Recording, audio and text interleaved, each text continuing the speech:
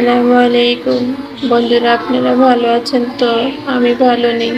রাখে আল্লাহ মারেকে কথাটা একদমই মিথ্যে নয়। এটা স্বয়ং আল্লাহ পাক তার প্রিয় বান্দাদেরকে নিজেই সাহায্য করেন, তাই কথাটা আজও রয়ে গেছে চিরন্তন সত্য হয়ে। গত পর্বে আমি আপনাদেরকে বলেছিলাম, পরীকে রাস্তায় দেখেছিল রেবেকা এবং রেবেকার হাজব্যান্ড। তার কিছুদিন পরই রেবেকা এবং রেবেকার হাজব্যান্ড পরীর বাড়িতে তার জন্য বিয়ের প্রস্তাব পাঠায় রেবেকার এক ঘনিষ্ঠ আত্মীয়ের জন্য। পরীর বড় বোন সেই প্রস্তাব তার মাকে জানায়, তার মা তাদেরকে আসতে বলে। হ্যাঁ, তখনই জীবনে নেমে আসে ভয়ানক অন্ধকার।